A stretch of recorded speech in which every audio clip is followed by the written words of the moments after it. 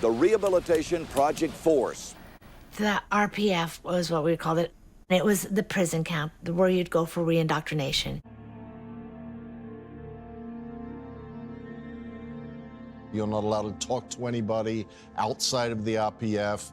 You eat the leftover food that the other Sea Org members didn't consume. It's a very harsh environment that is intended to be uncomfortable, unpleasant, and to teach you a lesson. There were like 200 of us. We were working, cross my heart, 30 hours on, 3 hours off, doing like hard labor, like having wire brushes on windowsills and sanding and sanding and sanding, breathing paint fumes.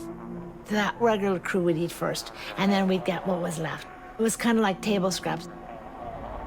There was mattresses out there on the roof, and they were wet and soggy and gross.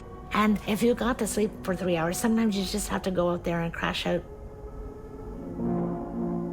It was a horrible space. Every single day you were doing hard labor for 8 hours, and then you had to go in the auditing sessions for like 5 hours. That was every single day of your life.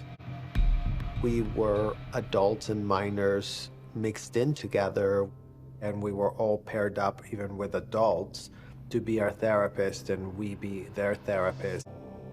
I was given a guy that had been assigned to the program because he was a pedophile. He had been molesting girls, and he was supposed to be my therapist, and I was supposed to be his therapist in order to rehabilitate ourselves.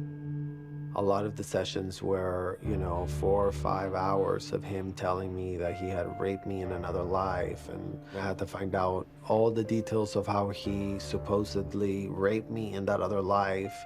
How did you rape me? Where did you put me? How did you tie me down? My therapist was also my roommate, so we were sleeping in the same room. He started coming into my bed and touching me in, my ass area and genital area, and me being curious to also touch him. And we started sort of like making out. And I had a young child at that time who was 10 months old when I went to the RPF. She got taken and put in the cadet org, the organization for the children. So there was a specific situation that happened where my sister was defiant and wanted to see my mom. And she refused to not see her, threw a fit, and ended up on the children's RPF. The children's RPF was based on the same concept as the adults RPF, and in fact, it wasn't really any different.